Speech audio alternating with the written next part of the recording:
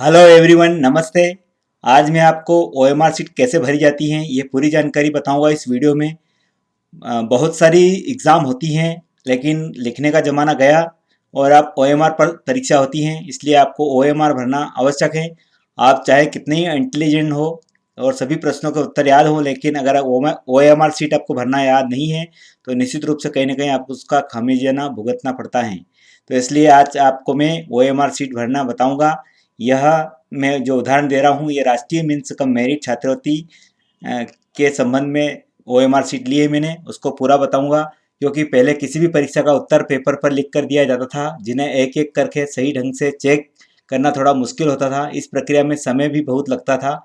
इस वजह से छात्रों को रिजल्ट के लिए काफ़ी लंबा इंतजार करना पड़ता था। इसी समस्या को दूर करने के लिए परीक्षाओं में ओएमआर सीट का इस्तेमाल किए जाने लगा है। तो ओएमआर सीट क्या होती हैं उसके बारे में थोड़ा एड्रेस करूंगा आपको। क्योंकि ओएमआर सीट एक खास तरह की सीट होती है जिसमें डेटा को कंप्यूटर की मदद से स्कैन करके प्राप्त किया जा सकता है। इस प्रक्रिया से परीक्षा के आंसर सीट को चेक करने में लगने वाला समय काफ़ी हद तक बच जाता है। आपने कई परीक्षाओं में ओएमआर सीट देखी होगी। इसका इस्तेमाल काफ़ी को जल्दी और सही तरीके से चेक करने के लिए किया जाता है।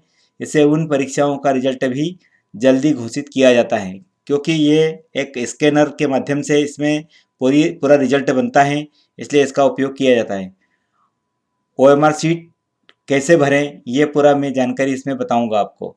तो पहले बता दूं आपको कि ओएमआर सीट का इस्तेमाल वस्तुनिष्ठ परीक्षा ऑब्जेक्टिव टाइप के जो जवाब होते हैं उनको भरने के लिए किया जाता है। इस सीट में आंसर नंबर के सामने 4 कॉलम दिए जाते हैं, ए बी सी डी। ये विकल्प में गोल लगाकर आकृति होती हैं। इसे भरने के लिए ब्लैक पेन या पेंसिल पेन का इस्तेमाल किया जाता है। इन गोलों को अच्छी तरह से भरना जरूरी है। यह ध्यान रखने की बात है कि इसमें एक से ज़्यादा गोले नहीं भरने हैं। ऐसा करने पर आपके जवाब गलत हो सकते हैं। तो और भी मैं आप समय पर आपको बात बताऊंगा। तो देखिए कैसे ओएमआर सीट को भरे हम। यहाँ पर आपने देखा होगा, ये यहाँ पर अगर रोल नंबर भी भरना है आपको तो यहाँ पर जो आपके डिजिट है वो लिखेंगे और नीचे उस डिजिट के नीचे उसी नंबर को आप डार्क बनाएंगे। ये प्रश्न पत्र का जो क्रमांक है, बुकलेट क्रमांक, वो यहाँ लिखेंगे और उसके नंबर के नीचे यहाँ पर डार्क बनाएंगे। अगर निःशक्त हैं तो निःशक्त का प्रकार, श्रेणी और माध्यम, ये सारी चीज़ें आपको वहाँ पर डार्क करना पड़ेगी गोले को, जैसे यहाँ पर बताया गया है। इसमें मैं आपको बता दूं कि ओएमआर सीट भरने के रखने की ध्यान रखने योग्य बातें क्या क्या ध्यान रखना है आपको ओएमआर सीट भरते समय। ओएमआर सीट को भरते समय कई बातों का ध्यान रखना बहुत जरूरी है।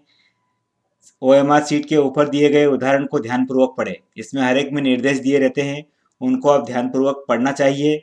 इसके बाद नाम भरने के लिए बने बॉक्स में अक्षर लिखें, बॉक्स से बाहर ना लिखें। रोल नंबर के अंक को दिए गए कॉलम से बाहर नहीं लिखें, उसके अंदर ही लिखें। सही जवाब के विकल्प को काले या नीले पेन से पूरा भरना होगा।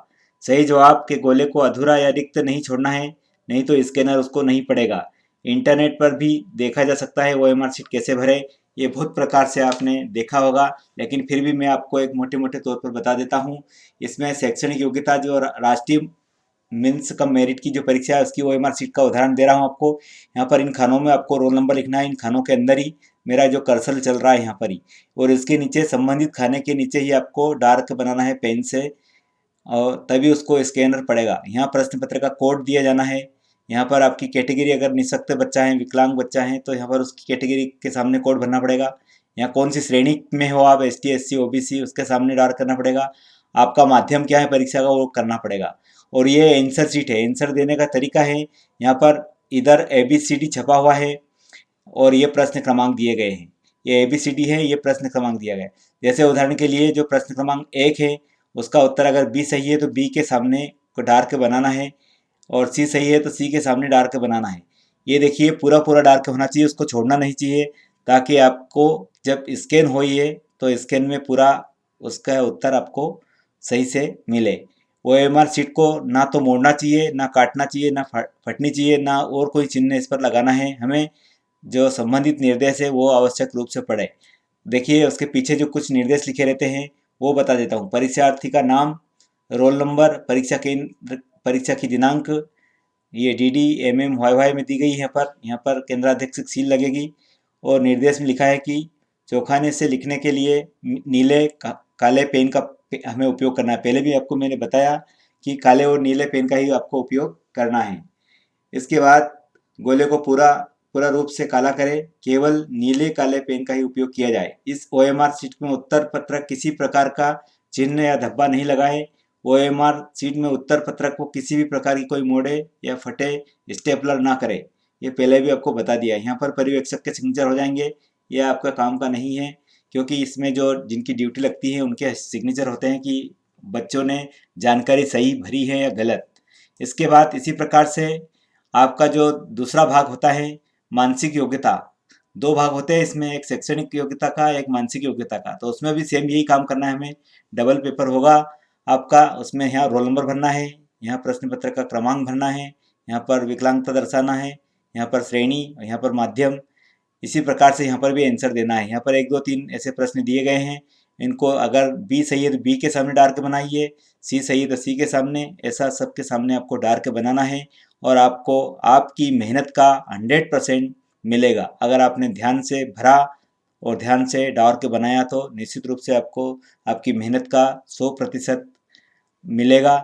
इसलिए आप पूरा ध्यान से भरे OMR शीट को। इसके पीछे भी इसी प्रकार से निर्देश लिखे हुए हैं, अलग से बताने की ज़रूरत नहीं है कि इसको चौखाने में लिखे, काले पेन से या बाल पेन का उपयोग नहीं करें इसमें, बाल पेन का उपयोग करें इसमें सॉरी।